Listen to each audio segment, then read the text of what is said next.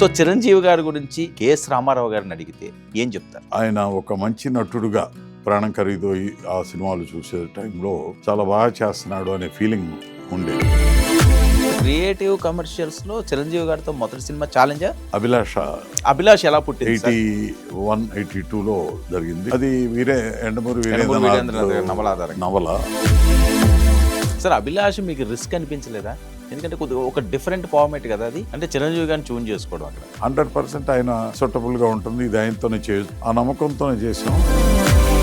Sir Chiranjeevi గారితో creative commercials ఇంకొక cinema ఎందుకు చేయకూడదు? అసలు ఆ స్టోరీ ఏమన్నా డిస్కస్? అంత పెద్ద పిక్చర్లు, అంతంత పెద్ద ప్రొడ్యూసర్లు. నేను ప్రొడ్యూసర్గా అక్కడే అట్లాగే ఉండిపోయాను అనుకుంటున్నా. నేను ఇంత ఆడస్తే స్టేజ్కి ఎదగలేదని నా ఉద్దేశం. సామాన్యమైన ప్రొడ్యూసర్ ఏం కాదు, ఎలాంటి సూపర్ డూపర్ హిట్లు అండి. ఎందుకు కెఎస్ రామారావు గారు అక్కడే ఆగిపోవాల్సి వచ్చింది? ఆ ఉత్సాహం నాలో తగ్గిందో, లేకపోతే ఆ పవర్, చెప్పి ఒప్పించే పవర్, హిప్నటైజ్ చేయగలిగే నా దగ్గర నేను చేయగలనా లేదా అనే డౌట్, ఇవన్నీ కలిసి నన్ను అట్లా ఆపినాయేమో నాకు తెలియదు. థియేటర్లో సినిమా చూసి సినిమా ఎక్స్పీరియన్స్ ఎంజాయ్ చేసే పరిస్థితి స్లోగా డయింగ్. సార్ చరణ్ని మీరు చిన్నప్పటి నుంచి చూస్తుంటారు కదా, బుద్ధిమంతుడైన బిడ్డ, అల్లరి గట్టే ఏముండేది కాదు, అల్లరి మనిషి కాదు, అసలు ఛాన్స్ లేదండి అక్కడ. ఆ ఫ్యామిలీని చూస్తే మీకు తెలిసిపోతుంది కదా. మన శివశంకర్ వరప్రసాద్ లో చూసి ఏమనిపించింది మీకు చిరంజీవి గారు? ఇంకా కొంచెం వెనక్కి వెళ్ళాడు, ఇంకా కొంచెం యూత్లోకి వెళ్ళాడు అని అనిపించి, మేము ఎక్కడికి వెళ్తున్నాం, మేము వయసు అయిపోతుందా మాకు అనే కంగారు ఆ సినిమా చూసి మొదలైంది. ఎలా పుట్టింది సార్ మెగాస్టార్ అనేది? మీరే అదే చెప్పాను, మీరే అనుకున్నారు? అసలు నేను అనౌన్స్ చేసే వరకు, థియేటర్లో చూసే వరకు ఎవరికి తెలియదు. చిరంజీవి గారు కూడా ఆయన ఎప్పటికీ మెగాస్టార్ అంతే. నమస్తే, వెల్కమ్ టు 99 టీవీ. నేను వర్మ. మెగాస్టార్ పద్మ విభూషణుడు చిరంజీవి గారి జన్మదిన వేడుకలు అంటే ఒక పండగ వాతావరణం. కోట్లాది మంది అండి, తెలుగు ప్రేక్షకులే కాదు, వివిధ దేశాల్లో ఉన్న తెలుగు వాళ్ళు కూడా ఒక పెద్ద పండగలాగా ఆయన పుట్టినరోజు వేడుకలు జరుపుకుంటారు. అసలు చిరంజీవి గారు ఏంటి? ఒక సామాన్య వ్యక్తి, ఈరోజు శిఖరాగ్రానికి వెళ్ళిన వ్యక్తి. ఆయనే కాకుండా వాళ్ళ కుటుంబంలో చాలామంది మెగా హీరోలు అయ్యారు. అసలు చిరంజీవి గారి ప్రస్థానం, చిరంజీవి గారి మొదటి రోజులు ఎలా ఉండేవి, ఇప్పటికీ ఆయన అప్పటి చిరంజీవి గారు, ఇప్పటి చిరంజీవి గారు, ఆ కంపారిజన్ ఏమన్నా ఉందా అంటే కొంతమందికి మాత్రమే చిరంజీవి గారి మనసు, చిరంజీవి గారి అసలు రూపం ఏంటన్నది చెప్పే వ్యక్తులు ఉన్నారు. అందులో ప్రధానమైన వ్యక్తి ఈనాటి మెగాస్టార్ చిరంజీవి గారి బర్త్డే స్పెషల్గా మన అతిథి. ఆయనే ప్రముఖ మెగా ప్రొడ్యూసర్ కెఎస్ రామారావు గారు. సార్ నమస్తే. నమస్కారం అండి. సార్ చిరంజీవి గారు మరొక పుట్టినరోజు, ఎన్నో పుట్టినరోజులు మీరు చూస్తుంటారు, వాళ్ళ అభిమానులు అందరూ కూడా చూస్తుంటారు. సో చిరంజీవి గారి గురించి కెఎస్ రామారావు గారిని అడిగితే ఏం చెప్తారు? ముందుగా చిరంజీవి గారికి జన్మదిన శుభాకాంక్షలు. 90స్లో 90, 91, 92 ఆ ప్రాంతాల్లో నేను సుమారుగా చిరంజీవి గారి సినిమాలు చేయకుండా ఉండటానికి అనేక కారణాలతో దూరంగా ఉండాల్సి వచ్చింది. తర్వాత నేను ఏదో నా పద్ధతిలో నేను సినిమాలు చేయటం జరిగింది. అయితే అభిమానులందరూ, దగ్గర ఫ్రెండ్స్ కానీ, సినిమా ఇండస్ట్రీలో చాలామంది కానీ, నా శ్రేయోభిలాషులు, మీరు చిరంజీవి గారితో సినిమా ఎందుకు తీయట్లేదు, ఎందుకు చేయట్లేదని. చిరంజీవి గారితో నేను హ్యాపీగా చేయాల్సిన సినిమాలన్నీ 5 సినిమాలు చేయాలని అడిగాను ఆయన్ని. 91 నుంచి 81 నుంచి 90 వరకు నేను ఆయనతో సినిమాలు చేశా. ఆ జర్నీలో నేను ఒక కుటుంబ సభ్యుడిలాగానే ఉన్నా. నాతో ఆయన అలాగే ఉండేవాడు. కలిసి భోంచేసేవాళ్ళం, కలిసి నిద్రపోయేవాళ్ళం, కలిసి ప్రొద్దున్నే షూటింగ్కి వచ్చేవాళ్ళం, మధ్యాహ్నం లంచ్ టైంలో భోజనం చేయాల్సి వస్తే కలిసి చేసేవాళ్ళం. ఎవరి షూటింగ్ అయినా, మా షూటింగే కాదు, క్రియేటివ్ కమర్షియల్ తీసే సినిమాకి వాటికి సంబంధం లేదు. అది పూర్తిగా ఆత్మీయ అనుబంధానికి సంబంధించింది. అంత ఆత్మీయంగా ఆయనతో చాలా చనువుగా ఒక కుటుంబ సభ్యుడిలాగానే ఉండటం. సాయంత్రం అయ్యేటప్పటికీ కాలక్షేపం కూడా ఏదైనా సినిమా చూడటం, లేకపోతే కథలు వినటం, ఇదే జరిగేది. అప్పుడు కూడా కలిసి.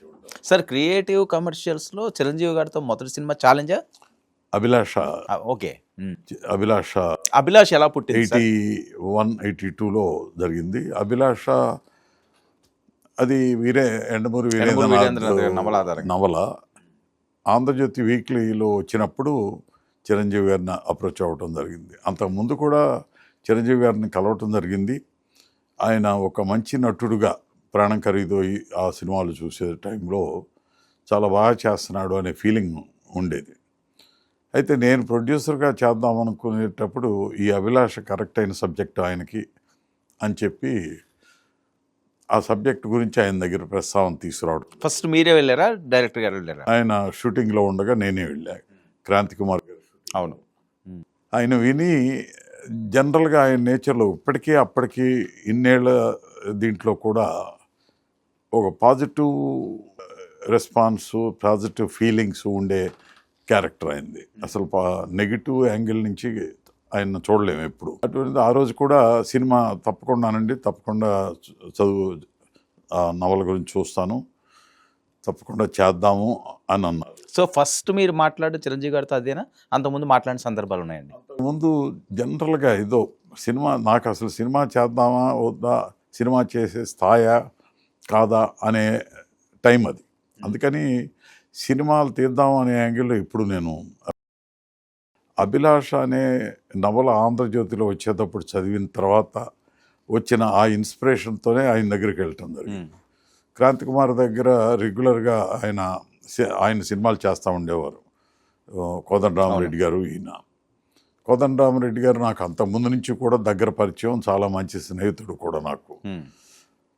ఆయన ఆ రోజు షూటింగ్ జరుగుతూ ఉంటే వెళ్ళి మాట్లాడటం జరిగింది. అభిలాష గురించి జనరల్గా టాపిక్ వచ్చింది. చిరంజీవి గారితో మాట్లాడిన తర్వాత ఆయన కూడా పాజిటివ్గానే మాట్లాడారు. రేపు ఒకసారి కలుద్దామండి అన్నారు. అయిపోయింది. నెక్స్ట్ డే మళ్ళీ వెళ్తే చిరంజీవి గారు నాతో చెప్పింది ఏంటంటే, మా మదర్ చదివారు ఈ నవల, దాంట్లో హీరో క్యారెక్టర్ కూడా నీ పేరే ఉంది, చాలా సంతోషం, తప్పనిసరిగా చెయ్యని వారు ప్రోత్సహించడంతో వెంటనే ఈయన యాక్సెప్ట్ చేశారు. సో ఒక 1 డేలోనే అయిపోయింది, ఇంక చేద్దామని ఫిక్స్ అయిపోయింది. ఆల్మోస్ట్ చాలా ఫాస్ట్గా అయింది. క్రాంతి కుమార్ గారు సలహా కూడా ఉండేది అప్పట్లో. ఓకే. ఆయన కూడా ఆ సినిమా ఆ కథ గురించి విన్నారు, మరి చదివారు కూడానేమో, నాకు అంత గుర్తులేదు. కానీ ఆయన బాగా పాజిటివ్గా ప్రోత్సహించాడు ఆయన్ని. సో దర్శకులు ఎలా ఫిక్స్ అయింది సార్ మరి? ఏమండి, ఫస్ట్ మీరే కదా కథ అనుకున్నారు, ఇది మనం చేయాలి చిరంజీవి గారితో అనుకున్నారు. డైరెక్షన్ మరి ఎలాగ అనుకున్నారు, ఆయన ఎలా వచ్చారు? అంటే కోదండరామరెడ్డి గారు మొదటి సినిమా నుంచి ఆయనతో దగ్గర సాన్నిహిత్యం ఉంది నాకు. ఓకే. నేను ఆయన మంచి స్నేహితులు. ఆయనతో కూడా అట్లాగే కుటుంబ సభ్యుడిలాగానే ఉండేవాడు. అంటే ఈ కథ అనుకున్నప్పుడే కోదండరామరెడ్డి గారు అనుకున్నారా? ఫిక్స్ అయిపోయాయి మెంటల్గా, ఆయన చాలా బాగా చేయగలడు అని. చిరంజీవి గారు ఆయన అంతకుముందు ఏమైనా చేసిన సందర్భాలు ఉన్నాయండి కోదండరామరెడ్డి గారిని? ఉన్నాయండి. క్రాంతి కుమార్ గారి సినిమానే ఉండేది, ఓకే. న్యాయం కావాలి, అట్లా కొన్ని సినిమాలు ఏవో ఉన్నాయి. ఒక చిరంజీవి గారితో ఆయనకు అప్పుడే ఉన్నాయి మంచి సంబంధాలు ఉన్నాయి. ఓకే. ఏదైనా చిరంజీవి గారు మంచి సలహా కావాలంటే కూడా ఒక్కోసారి క్రాంతి గారిని అడిగేవారు. క్రాంతి గారు అదే దీంట్లో సలహా ఇచ్చేవాడు. ఆయనకు కమాండ్ ఉంది సబ్జెక్ట్ మీద. అలా క్రాంతి కుమార్ కూడా హెల్ప్ చేయటం, స్క్రీన్ ప్లేలో కూడా హెల్ప్ చేయటం, కోదండరామరెడ్డి గారు దర్శకుడిగా బాగానే ఉంటుంది అనుకోవటం. అప్పుడు నేను మ్యూజికల్గా ఆ సినిమాను చాలా చేయాలి అని, నాకు మ్యూజిక్ మీద చాలా ఇంట్రెస్ట్ ఉండేది. ఇంట్రెస్ట్తో మ్యూజికల్గా చేయాలని ఇళయరాజా గారికి పేరు తీసుకొచ్చా. ఇళయరాజా గారు అప్పటికి ఆయన ట్రాక్స్ వాడిన సీతాకోకచిలక, 16 వైదెన్లో ఒక సాంగు, ఇలా ట్రాక్స్ మీద కొన్ని పాటలు వచ్చినాయి తమిళ్లో ఉన్న ట్రాక్స్ మీద. అలా కాదు, మనం స్ట్రైట్గా మనం ఆయన బుక్ చేసుకుని ఆయన మ్యూజిక్తో చేయాలని ఆయన అప్రోచ్ చేయటం జరిగింది. అప్పటికే ఆయన చాలా పెద్ద మ్యూజిక్ డైరెక్టర్గా తమిళనాడు అంతా మారుమోగిపోతాం. అవును. సో ఆయన ఎప్పుడైతే అడిగామో ఆయన వెంటనే యాక్సెప్ట్ చేశారు. సార్ అభిలాష్ మీకు రిస్క్ అనిపించలేదా? ఎందుకంటే కొద్దిగా ఒక డిఫరెంట్ ఫార్మేట్ కదా అది. అంటే నాకు నచ్చింది తప్ప ఇంకోటి చేయను నేను. ఓకే. నాకు నచ్చిందంటే ప్రేక్షకులు నచ్చుతుంది. అంత పాపులర్ అయ్యే ప్రేక్షకులందరూ యాక్సెప్ట్ చేసిన కథని నేను ఆల్మోస్ట్ రీమేక్ ఫిల్మ్ ఎలా ఉంటుందో అలాంటిదే కదా. అంటే చిరంజీవి గారిని ట్యూన్ చేసుకోవడం అక్కడ. చిరంజీవి గారు దాంట్లో క్యారెక్టర్ నేమే అది, మెయిన్ క్యారెక్టర్ నేమే అది. 100% ఆయన సూటబుల్గా ఉంటుంది, ఇది ఆయనతోనే చేయొచ్చు, ఒక కొత్త కంటెంట్తో ప్రేక్షకులకి తీసుకెళ్ళొచ్చు అని చెప్పి ఆ నమ్మకంతోనే చేసాం. దానికి వీరేంద్రనాథ్, కోదండరామరెడ్డి, లోక్ సింగ్ అని మా కెమెరామెన్, ఆయన, ఇళయరాజా, ఈ బ్యాక్గ్రౌండ్లో ఉన్న వీళ్ళందరూ చాలా గొప్పగా కృషి చేసిన సినిమా అది. అందరూ మనసు పెట్టి. అవును, మీరన్నట్టుగా మ్యూజికల్స్ కూడా దాంట్లో ఉన్న ప్రతి సాంగు ఒక కొత్త సౌండ్తో వచ్చినాయి. చిరంజీవి గారిని స్క్రీన్ మీద చూసే ఒక కొత్త, ఎవరు ఈ స్ప్రింగ్ లాగా ఉన్న రిథమిక్ బాడీ అని అట్లాంటి ఇది బహుశా అది ఫస్ట్ ఫిల్మ్ ఆయనకి. చాలా పిక్చర్లు ఉన్నాయి మ్యూజికల్గా హిట్ అయినాయి అంతకుముందు కూడా, కానీ ఇది ప్రత్యేకంగా ఉంది. అవును, ప్రత్యేకమైన మ్యూజిక్, ప్రత్యేకమైన పిక్చరైజేషను, ఆయన ఎనర్జీ ఎంత మ్యాక్సిమం బ్లాస్ట్ అవ్వాలో అంత బ్లాస్ట్ అయిన సినిమా అది. అక్కడి నుంచి ఆ జర్నీ ఈ మా 5 పిక్చర్లకి అదే కాంబినేషన్తో కంటిన్యూ అయ్యాం. సార్ అప్పట్లో భారీ బడ్జెట్ అది? అప్పట్లో భారీ బడ్జెట్లు అంటే మాకు పొదుపుగా చేయటం ఎలాగో తెలుసు. సినిమాని ఎంత కంట్రోల్డ్గా మనం పెట్టుకోవాలి, ప్రొడక్షన్ ఎంత బాగుండాలి. అంతకుముందు చిరంజీవి గారి సినిమాలు కానీ మిగతా రామారావు గారి సినిమాలు కానీ ప్రొడక్షన్స్లో ఏం జరుగుతుందో చూసేవాళ్ళం, దగ్గరుండి పరిశీలించేవాళ్ళం. అదంతా ఆ ఎక్స్పీరియన్స్ అంతా మేకింగ్లో మేము ఇవన్నీ పెట్టి ఎంత అవసరమో అది గ్యారంటీగా పెట్టేవాళ్ళం. అక్కడ కాంప్రమైజ్ అయ్యే పరిస్థితి ఉండేది. మీ బ్యానరే క్రియేటివ్ కదా. అంటే అవసరమైతే అట్లాగే కాశ్మీర్ వెళ్ళాం, అట్లాగే రాజస్థాన్ వెళ్ళాం.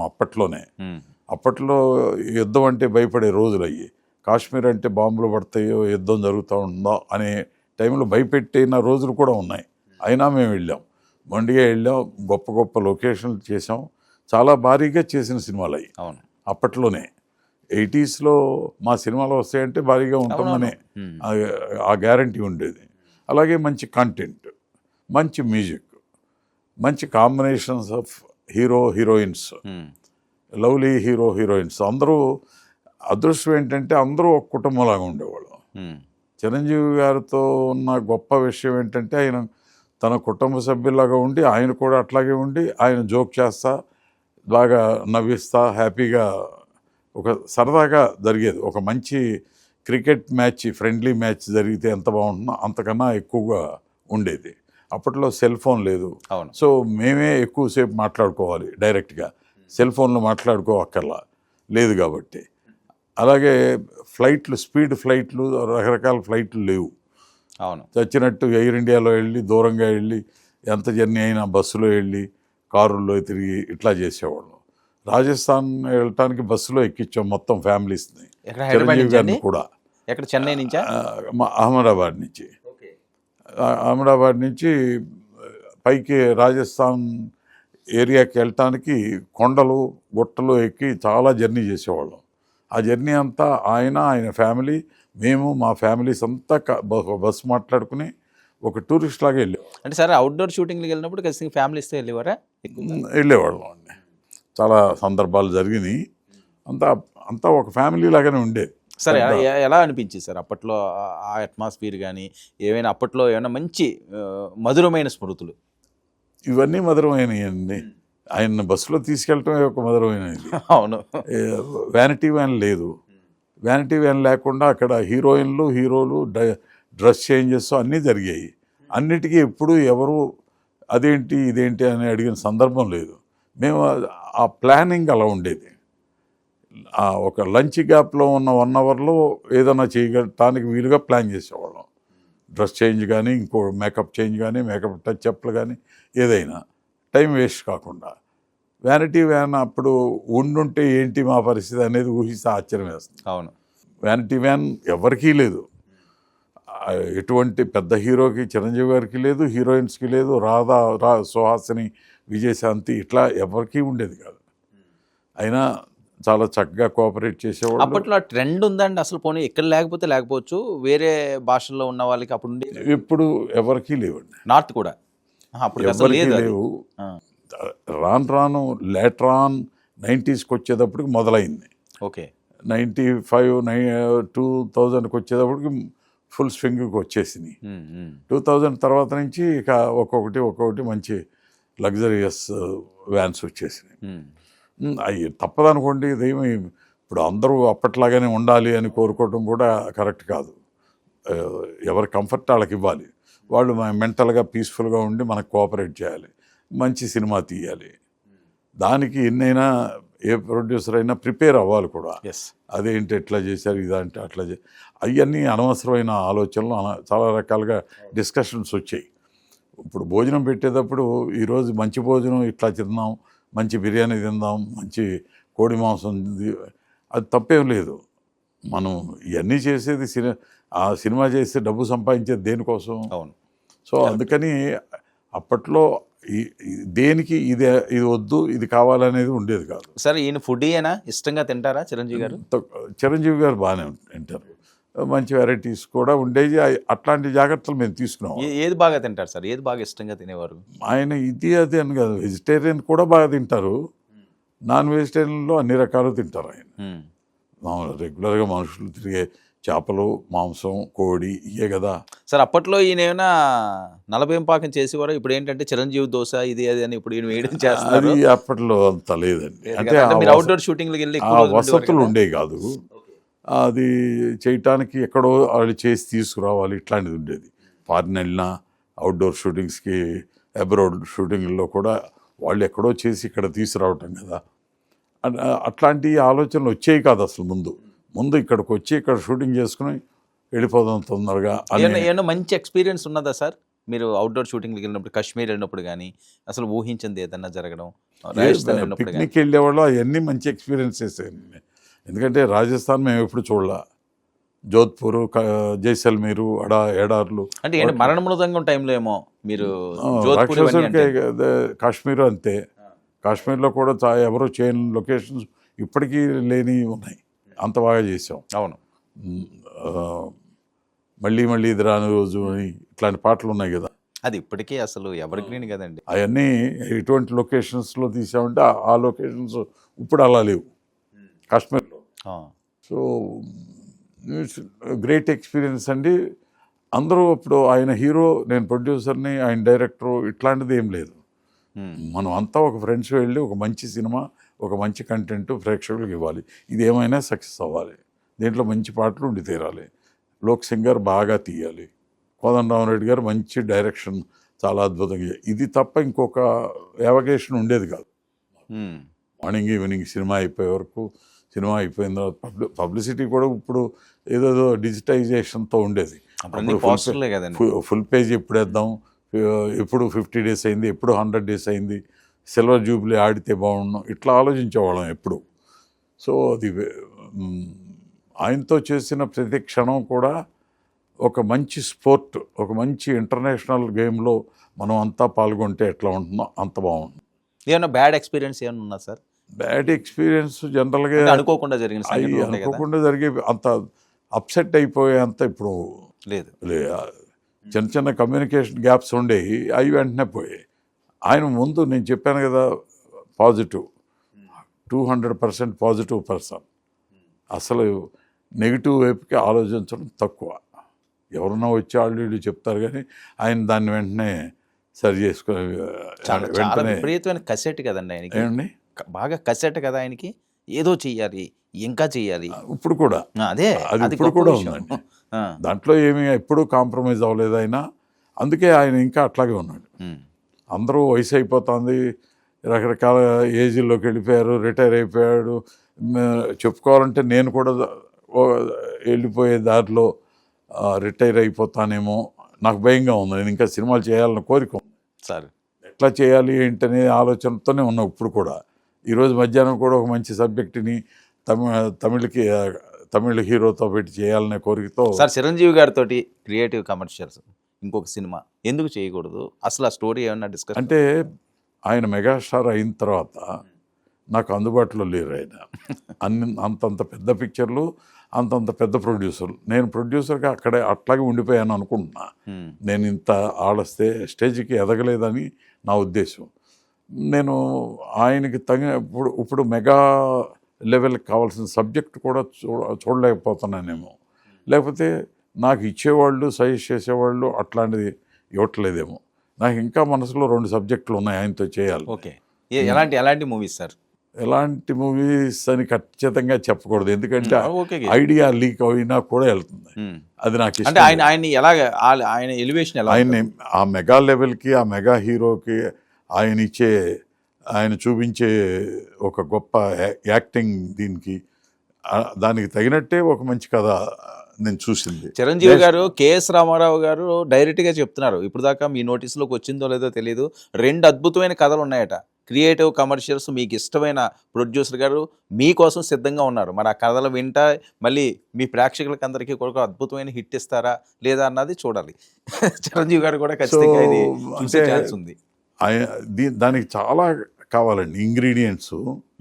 ఒక మంచి కర్రీ తయారు అవ్వాలంటే ఎన్ని చక్కటి ఉండి ఎంతో బాగా మనసు పెట్టి చేస్తేనే బాగుంటుంది టేస్టీగా. అంత బాగా రచయిత, డైరెక్టరు, మ్యూజిక్ డైరెక్టరు అందరూ కూర్చొని ఆయనకి ఇది చాలా బ్రహ్మాండం అని చెప్పే ప్రతి సీన్ని ఆయనకి ఎక్స్ప్లెయిన్ చేస్తే ఆయనకి దాన్ని రిసీవ్ చేసుకోలేని పరిస్థితి ఉండదు, అంత బాగా ఆలోచించగలరు. సో మీకు నమ్మకం ఉంది ఆ 2 సినిమాలు చిరంజీవి గారితో అయితే? అంటే నాకు నా మీద నమ్మకం లేకపోవడానికి డబ్బు, ఇప్పుడు డబ్బు ఎంత పెట్టగలిగితే అంత గొప్ప సినిమా తీయొచ్చు. ఇప్పుడు అంత మారిపోయింది టెక్నాలజీ, ప్రేక్షకులకి అంత మెగా ఇది చేసి ఇవ్వాలి. అది నేను చేయగలనా లేదా అనే డౌట్స్ అందరికీ ఉన్నాయి. సార్ ఒక్క విషయం, అసలు మీరు సామాన్యమైన ప్రొడ్యూసర్ ఏం కాదు, ఎలాంటి సూపర్ డూపర్ హిట్లు అండి.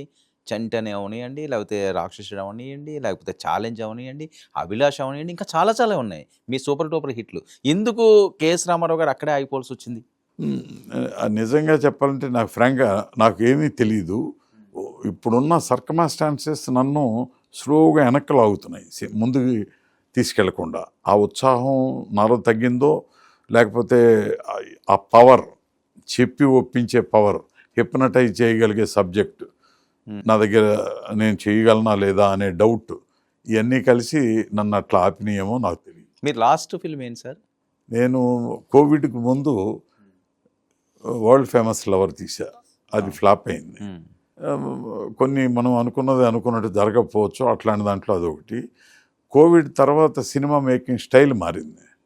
అవును, కోవిడ్ ముందు ప్రొడ్యూసర్ కంట్రోల్లో ప్రొడ్యూసర్కి అర్థమయ్యే విధంగా సినిమా ఉండేది, మ్యూజిక్ ఉండేది, డైరెక్టర్ తెలిసి చేసేవాడు. కథ ఏరుకునేటప్పుడు ఇది మీకు నచ్చిందా, ఈ సీన్ నచ్చిందా, ఈ డైలాగ్ నచ్చిందా అని చెప్పి చేసేవాళ్ళు. ఇప్పుడు ప్రొడ్యూసర్ ఎక్కడో ఉంటున్నాడు, మిగతా పని ఎట్లాగో జరుగుతుంది తెలియకుండానే, మ్యూజిక్ తెలియకుండా జరుగుతుంది. డిజిటైజేషన్ వచ్చిన తర్వాత ఫిల్ము స్క్రీన్ మీదకి వచ్చేది ఏమిటి అనేది కూడా తర్వాత లాస్ట్లో కానీ తెలియట్లేదు. మాకు ఫస్ట్ నుంచి తెలిసేది, ఇప్పుడు ఈ ఆఖరి నిమిషం దాకా మిగతా వాళ్ళకి తెలిసినా కూడా ప్రొడ్యూసర్కి తెలిసే పరిస్థితిలో లేని సిట్యుయేషన్లో సినిమా రిలీజ్ అవుతుంది. అటువంటి పరిస్థితిలో ఉంది. బహుశా వాటికి నేను ఇంకా నేర్చుకోవాల్సింది అప్పట్లాగా ఉంటుంది. నేను మొదటి సినిమా చేసేదానికి ముందు నాకు ఎక్స్పీరియన్స్ ఉంది, సినిమా ఎట్లా హౌ టు మేక్ అనేది. ఓకే, ఎలా సార్? అంటే నా ఫ్రెండ్స్ సినిమా ప్రొడ్యూసర్స్ ఉన్నారు, అశ్విని దత్ కానీ, వడ్డే రమేష్ కానీ, మేమంతా ఒక చోట నుంచి వచ్చాము. మీరు అందరూ ఉన్నప్పుడు అశ్విని దత్ గారు ఇప్పటికీ ఉంటున్నారు కదా, అశ్విని దత్ గారు అది కంటిన్యూ చేశారు. ఆయన అప్పుడు ఇప్పుడు కూడా రామారావు గారితో సినిమా తీసినప్పుడు ఆయనకి 24 ఏళ్ళు, మేము అప్పటికి సినిమా తీయలే. ఆయన సినిమాలు తీస్తున్నప్పుడు మేము సినిమా తీయటం మొదలుపెట్టాం. కాబట్టి ఆయన సినిమా తీయటం గురించి పెద్ద చిన్న ఇది చేయొచ్చా, ఇది చేయకూడదు, ఏదైనా చేస్తాడు. సో ఆయన గట్స్ కూడా ఎక్కువ, మాకన్నా ధైర్యవంతుడు కూడా మనిషి. ఒక్కొక్కడితో ఒక్కొక్క ఇది ఉండేదండి. మా ఫ్రెండ్స్లో వడ్డే రమేష్ అనే ఆయన ఇంకా ఇంతకన్నా ఎక్కువగా చేసేవాడు దాసరి నారాయణరావు గారితో. మేమంతా కలిసి ఒక చోట నుంచి వచ్చిన వాళ్ళం మేమంతా. ఇంకా ఉన్నారు ప్రొడ్యూసర్స్ మాతో పాటు. ఓకే. సో బేసిక్గా విజయవాడ నుంచి. అందుచేత దత్తులాగా నేను తీయగలనా, నాలాగా రమేష్ తీయగలరా, ఇట్లాంటివి అంటే మా ఎవరి బ్రాండ్ వాళ్ళకుండేది. క్రియేటివ్ కమర్షియల్స్ రామారావు తీస్తున్నాడంటే అది వేరుగా ఉండేది, దత్తు గారు తీస్తే అది వేరుగా ఉండేది. వైజయంతి మూవీస్. ఒక్కొక్క ప్రొడ్యూసర్కి ఒక్కొక్క బ్రాండ్ లాగా ఉండే అప్పట్లో. అవును. అది ఇప్పుడు అట్లా ఉందా లేదా అనేది నాకు అర్థం కాని కన్ఫ్యూజన్లో. ఇప్పుడు డైరెక్టరు, హీరో, తర్వాత ప్రొడ్యూసరు అనే పరిస్థితికి వచ్చిన తర్వాత ఎవరు ఏం చేస్తున్నారు, ఎప్పుడు ఏదవుతుంది, ఎప్పుడు ఏ సినిమా రిలీజ్ అవుతుంది అనే పరిస్థితి కూడా పోయింది. అవును. అలాగే చూస్తూ ఉండగానే కంటి ఎదురుగుండా థియేటర్లో సినిమా చూసి సినిమా ఎక్స్పీరియన్స్ ఎంజాయ్ చేసే పరిస్థితి స్లోగా డయింగ్, చనిపోతుంది. అంత ఓటీటీలోకి వెళ్ళిపోతుంది. అంత అలా కాదు. సినిమా అనేది థియేటర్లో కన్నా మన ఇంట్లో కూర్చొని ఇట్లా పెద్ద టీవీలో చూడటానికి ఎక్కువ ఇష్టపడుతున్నాడు. ఎందుకంటే కమ్యూటింగ్, రోడ్ల మీద వెళ్ళటం కష్టంగా ఉంది. రోజుకు ఒక రకమైన రోడ్డు జర్నీలు జరుగుతున్నాయి. ట్రాఫిక్ చాలా ఇబ్బంది ఉంటుంది. సో ఫ్యామిలీలో చూద్దాం అనుకుంటే కష్టం, ఫ్యామిలీతో చూడలేము. అటువంటిది ఏదో ఇంట్లోనే చూస్తే బెటర్గా, చౌకగా ఉంది. అక్కడికి వెళ్ళి అంత డబ్బు పెట్టుకొని అక్కడ సరిగ్గా ఏది పెట్టలేక తినలేక, దానికన్నా ఇది బెటర్ అని చెప్పి దీనికి వచ్చేసారు ఓటీటీకి. సార్ ఛాలెంజ్ ఎక్స్పీరియన్స్ మండు టెండల్లో మేలలో కూడా ఇందువదన కొందరదన అని వైజాగ్లో తీసిన రోజులు అవి. అంత హుషారుగా వాళ్ళిద్దరూ చేయగలిగారు. విజయశాంతి అసలు ఏమి మ్యూజిక్ అండి అవన్నీ కూడా. అభిలాష్ కానీ ఛాలెంజ్ చాలా మందికి ఇన్స్పిరేషన్ కలగజేసిన సినిమా అండి అది. సినిమాలు కూడా యువత మీద ప్రభావం చూపుతాయి ఖచ్చితంగా అనేది ఆ సినిమాతో నాకు అర్థమైంది. అందుకని నేను ఏ సినిమాలో అయినా కొంచెం ఆ జాగ్రత్తలు తీసుకోవడానికి ఎక్కువ ప్రయత్నం చేశాను. బ్యాడ్ ఫిలిం తీలా నేను. అవును. మాతృదేవోభావ చేసిన, మళ్ళీ మళ్ళీ ఇది రాను చేసిన ఈ మధ్య శర్వానంద్తో, దానికి సెన్సిబిలిటీ, ఒక ఎస్థెటిక్ సెన్సు, ఒక క్లారిటీతో సినిమాలు తీసా. మనం చేసేదానికి ఒక మీనింగ్ ఉండాలి, ఇది క్రియేటివ్ కమర్షియల్ సినిమా అనిపించాలి అనే ఇది ఉంది. ఇప్పుడు అంతే. చిరంజీవి గారితో 2 సినిమా సబ్జెక్టులు అన్నవి కూడా అట్లాగే ఉంటాయి. నాట్ లైక్ ఏదో డబ్బు ఖర్చు పెట్టాము 300 కోట్లు అయింది, ఇది చిరంజీవి గారితో 300 ఖర్చు పెడితే ఎట్లా అని కాదు. సార్ మీ ఆయన నోటీస్లోకి వెళ్ళిందా? మీరు రెడీగా ఉన్నారు కథలు పట్టుకుని? తెలుసా, ఈడు ఎప్పుడు ఏదో ఒకటి చేస్తానే ఉంటాడని ఆయనకి నమ్మకం. ఓకే. ఏది మంచిది, ఏది ఎప్పుడు సెట్ అవుతుంది అనేది కష్టం. తప్పకుండా చేయాలనేది ఆఖరి నిమిషం దాకా నా ప్రయత్నం అట్లాగే ఉంటుందని కూడా తెలుసు ఆయనకి. సో రెగ్యులర్గా కలుస్తుంటారు సార్ చిరంజీవి గారిని? కలిసే చాలా తరచుగానే కలుస్తానండి. అయితే ఇప్పుడు ఆయన్ని డిస్టర్బ్ చేసే, నేను వెళ్ళి కూర్చుంటే చాలా గంటలు కూర్చోవాలి. అది ఆయనకి అంత టైము ఇప్పుడు వయసును బట్టి కానీ అక్కడున్న పరిస్థితులను బట్టి కానీ కష్టం. అందుకని నెలకోసారి కలిసినా చాలా గొప్పగా హ్యాపీగా ఫీల్ అయ్యే మంచి సన్నివేశం లాగా ఉండేది. అట్లా ఎప్పుడు ఏదో ఒక రకంగా పలకరింపు అనేది ఉంటుంది. చిరంజీవి గారు స్వయం పాకం పోనీ ఇప్పుడు తిన్నారా? అప్పుడు లేదు కానీ ఆ రోజుల్లో అయితే ఆ ఫెసిలిటీస్ లేవు. ఆ తర్వాత ఏమన్నా వండి పెట్టారా మీకు చిరంజీవి గారు? ఏమన్నా దోశలు కానీ ఆయన ఏదో చేస్తుంటారు కదా. ఆయన ఇంటికి వెళ్తే ఇప్పుడు కాదండి, మద్రాసులో ఉన్నప్పుడు కూడా ఒక ప్రత్యేకమైన దోశ ఉంటుంది. అది వాళ్ళ నాయనమ్మ గారు చేసేవాళ్ళు, ఆ తర్వాత వారి మిసెస్ గారు చేస్తున్నారు, ఆయన కూడా చేస్తున్నాడు. అది నేను అనుకుంటా, నాకు సరిగ్గా తెలియదు కానీ అటుకులు వాటితో ఏదో చేస్తారు. ఓకే. చేసి దాన్ని చాలా సాఫ్ట్గా, స్పాంజ్ కన్నా మెత్తగా ఉండే దోశలాగా తయారవుతుంది, తెల్లగా. దాంట్లో ఏ రకమైన చట్నీ వేసుకున్నా, ఏ రకమైన కూర వేసుకున్నా చాలా టేస్టీగా ఉండేది. అవసరమైతే అది బాస్ ఈరోజు కొంచెం అదేమన్నా వీలవుతుందా అంటే వెంటనే రెడీ చేసి తెప్పించేవాళ్ళు. అంత ఇది. వాళ్ళ ఇంట్లో కాఫీ కూడా అంతే బాగుంటుంది. ఓకే. నేను ఎక్కువగా కాఫీ లైక్ చేస్తాను. కాఫీ ఆయన వెంటనే కాఫీ తెప్పించేవాడు.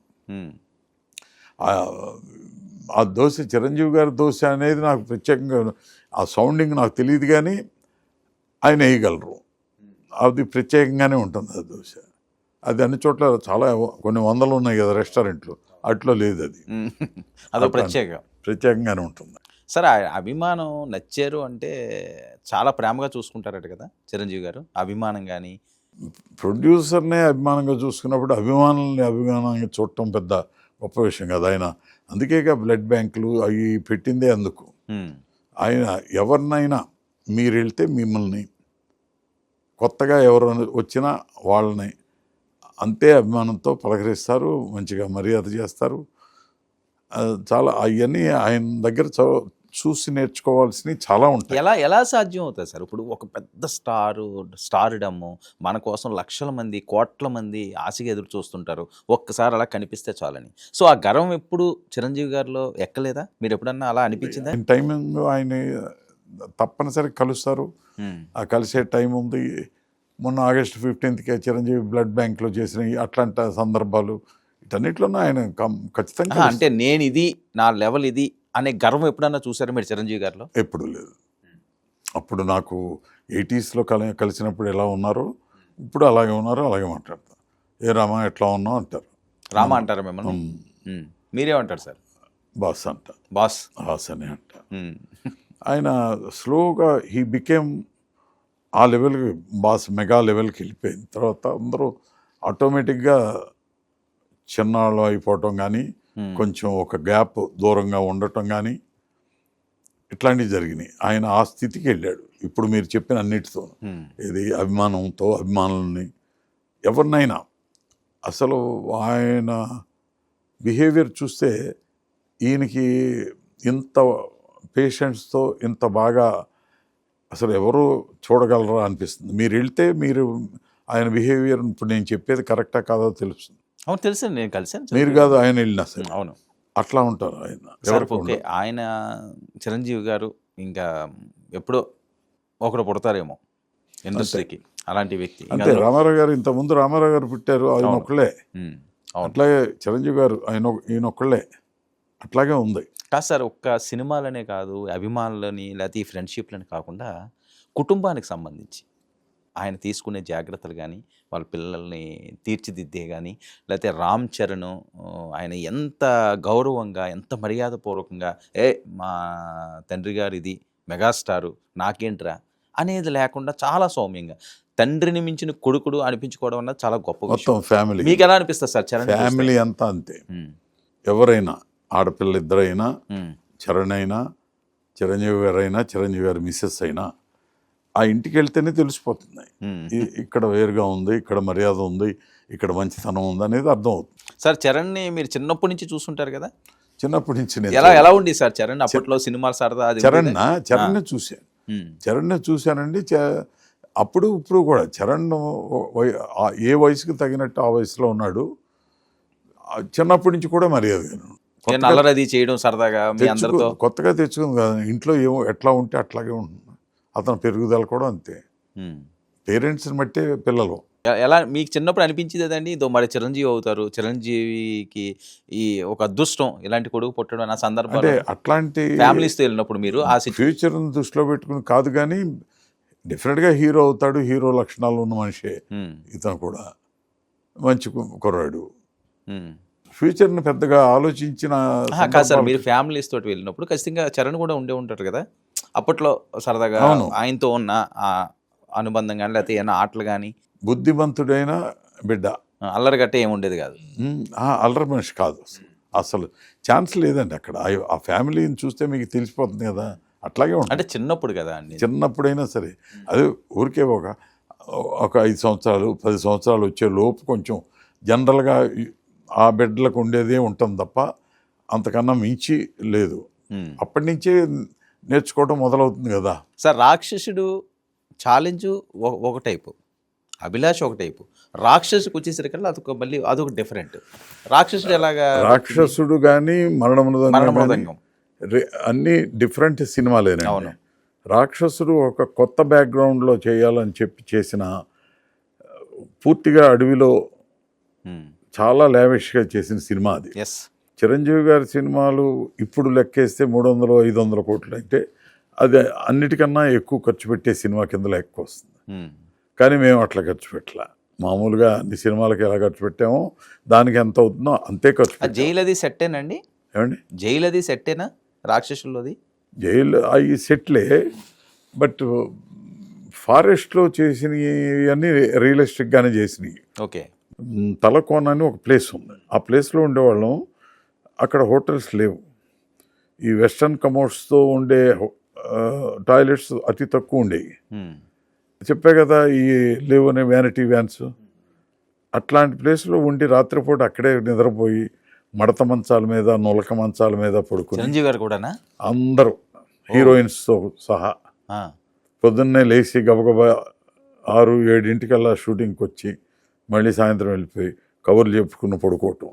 ఉమ్. అట్లా ఇదంతా ఒక పిక్నిక్, ఒక రెస్పాన్సిబిలిటీతో ఉన్న ఒక యూనిట్ సార్ ఆ ప్రోడక్ట్. ఫారెస్ట్లో అవి ఉన్నప్పుడు ఏమన్నా ఇన్సిడెంట్లు ఏమి జరగదు? ఏం లేదు, అన్నీ ప్రశాంతంగా జరిగింది.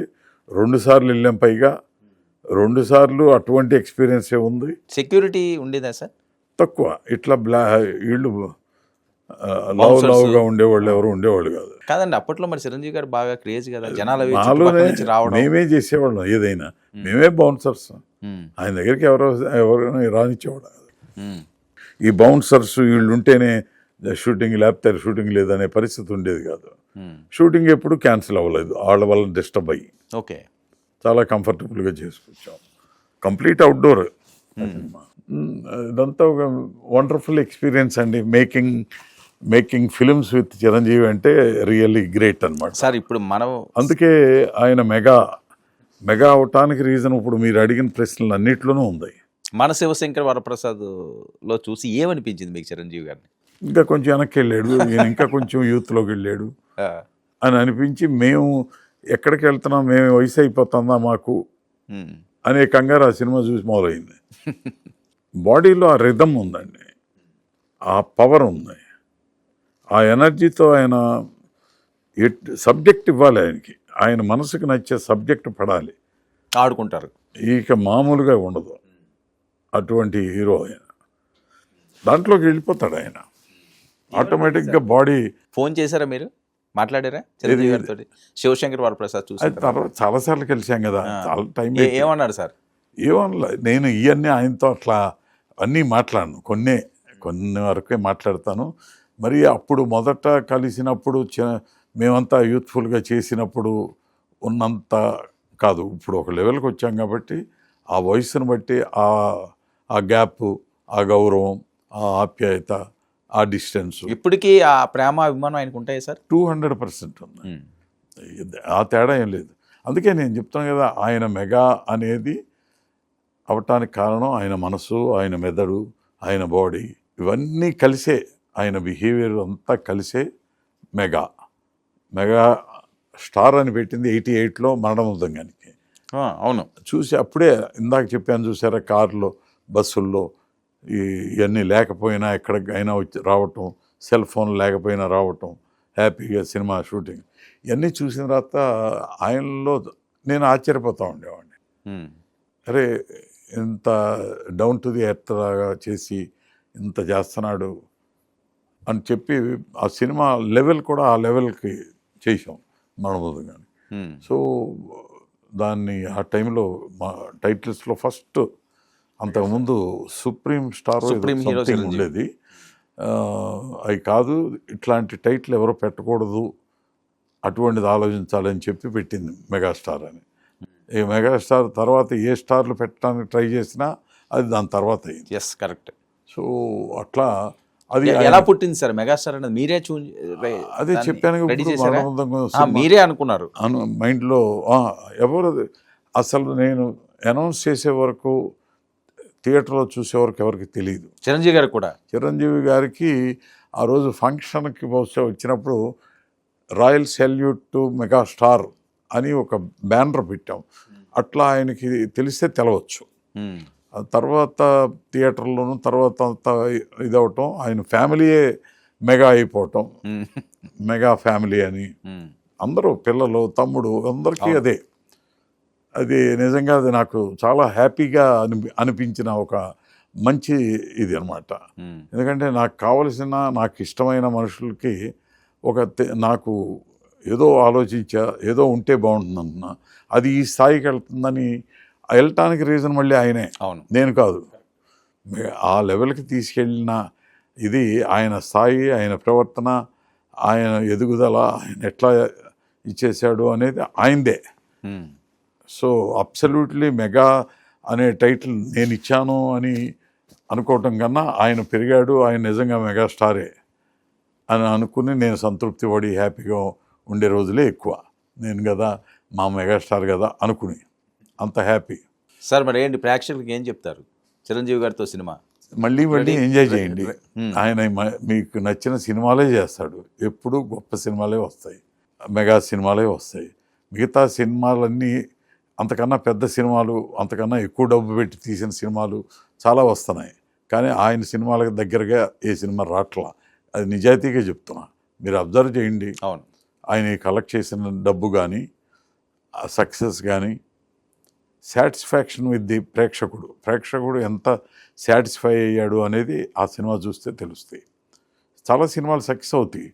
ఎందుకో ఏంటో ఎక్కడ సాటిస్ఫై అయ్యాం, దేనికోసం సక్సెస్ అయింది అనేది అర్థం కాని విధంగా అవుతూ ఉంటాయి. దానికి అనేక రీజన్స్ ఉంటాయి. కానీ ఇక్కడ ఆయన ఒక్కడే, Hmm.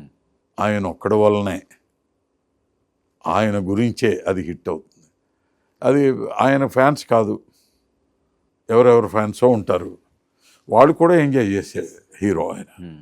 ఏ ఫ్యాన్ అయినా సరే వచ్చి ఎంజాయ్ చేసే హీరో. సో ఆయనే అందరికీ మెగాస్టార్. మనసులో ఎవరో నా ఫ్యాన్, ఆయన ఫ్యాన్, ఈయన ఫ్యాన్ అని పొజిషనింగ్ కోసం అంటే అనొచ్చు. కానీ ఈయనకి ఫ్యాన్ కాని వాళ్ళు ఎవరు ఉండరు. ఫ్యాన్ కానీ మహిళా ప్రేక్షకులు ఉండరు, ఫ్యాన్ కానీ ప్రేక్షకుడు ఉండరు. ఎస్. ఇదంతా రెగ్యులర్గా జరుగుతుంది. ఆయన ఎప్పటికీ మెగా స్టార్ అంతే. థ్యాంక్ సార్ మీ బాస్కి మరొక్కసారి 100 years ఖచ్చితంగా ఉండాలి. హానెస్ట్గా 100 years సినిమాలు చేస్తూనే ఉండాలి ఆయన, మనస్ఫూర్తిగా కోరుకుంటున్నా. సార్. సో 100 years ఆయన ఇట్లాగే ఆయురారోగ్య ఐశ్వర్యాలతో ఆయన 100 సంవత్సరాలు సినిమాలు చేయాలని మనస్ఫూర్తిగా కోరుకుంటూ, భగవంతుడిని మనస్ఫూర్తిగా కోరుకుంటూ ఆయనకి శుభాకాంక్షలు తెలుపుతున్నాను. Thank you sir. Thank you so much మీ విలువైన సమయాన్ని కేటాయించినందుకు. ఇది పద్మవిభూషణ్లు మెగాస్టార్ చిరంజీవి గారి జన్మదిన సందర్భంగా ప్రముఖ ప్రొడ్యూసర్ కెఎస్ రామారావు గారితో స్పెషల్ ఇంటర్వ్యూ. మరొక అతిథితో మరో ఇంటర్వ్యూ కలుద్దాం. Stay tune to 99 news.